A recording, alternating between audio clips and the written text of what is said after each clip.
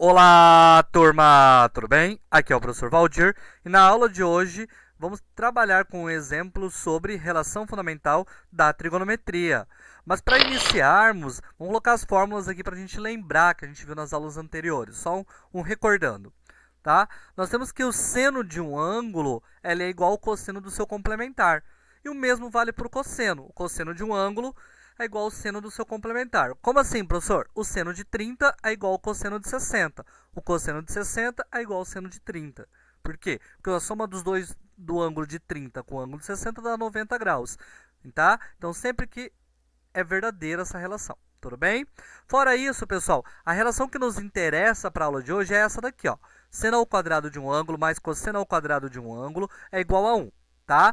Então, essa relação é o que a gente vai utilizar para resolver nossos problemas. E também temos essa que será importante para quando pedir tangente. A gente sabe que a tangente é seno sobre cosseno. Vamos para o nosso exemplo, então? O nosso exemplo traz o seguinte, que o seno de alfa é meio e está no primeiro quadrante. Determine o cosseno e a tangente. Esse primeiro quadrante é só para dizer que ele é positivo. Nesse ano, nos importa somente ele positivo. Tá? Não precisaria ter trazido essa informação. Essa informação é quando a gente trabalha com ela na circunferência. Por quê? Porque a gente está trabalhando com ela no triângulo, nesse ângulo. Tá? Então vai ser sempre positivo. Mas é importante saber que o quadrante vai determinar o sinal do seno futuramente, tudo bem? Então, para esse caso, a gente vai fazer o seguinte. Nós temos que calcular o cosseno e a tangente. Sempre que eu tenho uma relação trigonométrica, indiferente que seja seno, cosseno ou tangente, e eu quero encontrar outra relação trigonométrica, eu sempre uso a relação fundamental, que é essa aqui. Beleza? Então, essa relação é muito importante na resolução de problemas na trigonometria. Então, ó, tem o seno, quero cosseno ou tangente, uso ela. Tem o cosseno, quero seno, uso ela. Tem o cosseno, quero tangente, uso ela também. Então, essa relação, sempre que eu tenho alguma das três e quero encontrar outra, eu sempre vou utilizar essa relação, beleza? Então, aqui eu começo. Para eu começar, eu tenho que substituir. Eu vou tirar o meio do seno e vou vou colocar no lugar do seno o valor de meio, tá? E aqui vai ficar assim, ó. Ó, peguei e tirei o seno e coloquei no lugar do seno o valor meio, tudo bem? E está elevado ao quadrado.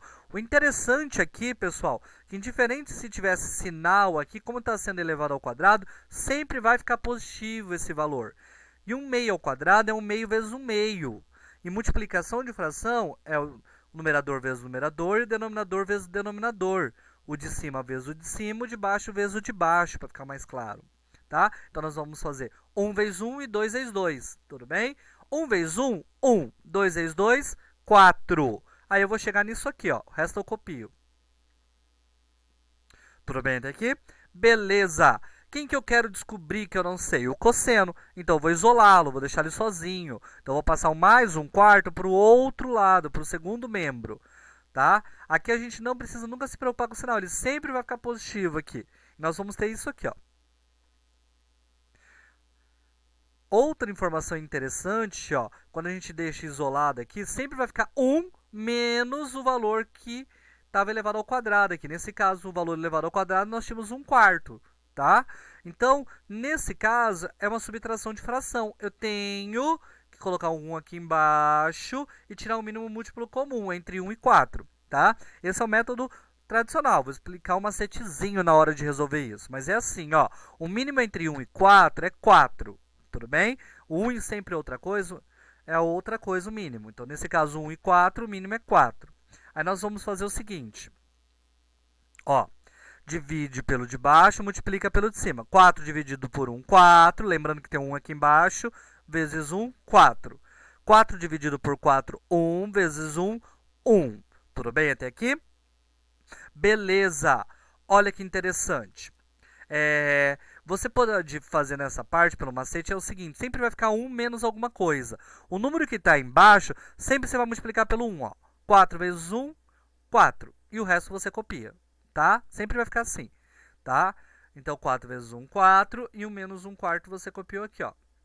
Aí a gente tem que 4 menos 1 é 3 sobre 4. Só que aqui ainda não está o cosseno sozinho, eu tenho que tirar o quadrado. Como que eu faço para tirar o quadrado? Isso, raiz. Então, isso aqui vai ficar raiz quadrada de 3 sobre raiz quadrada de 4. Tudo bem até aqui? Beleza. Presta atenção aqui agora, ó.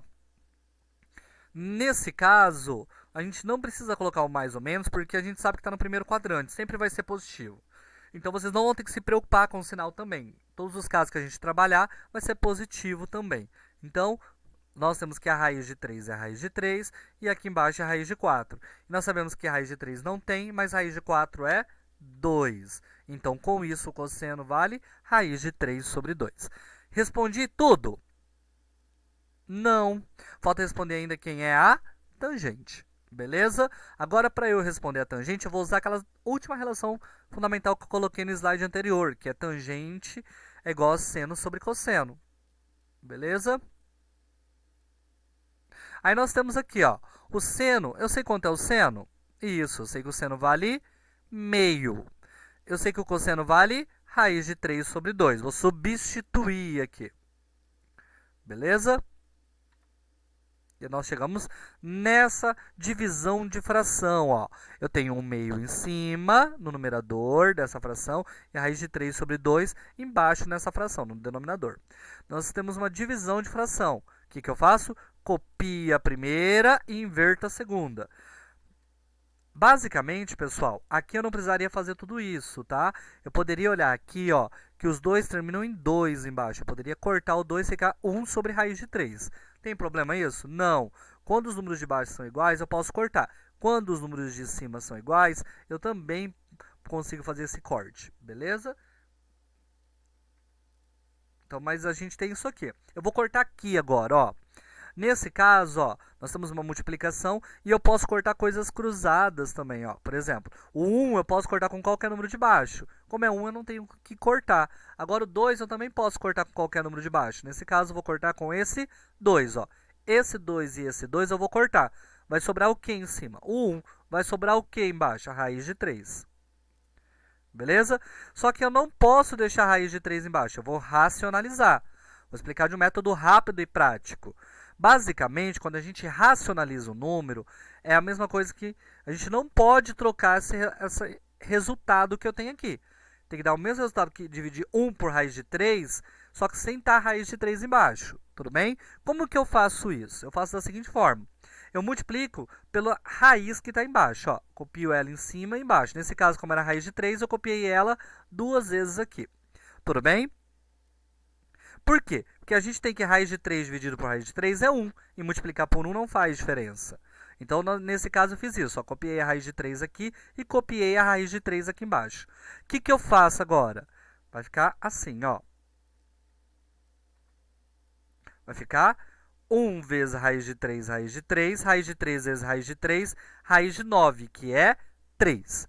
Ó, pessoal, macete agora. Você chegou nisso aqui. E você quer tirar a raiz de baixo.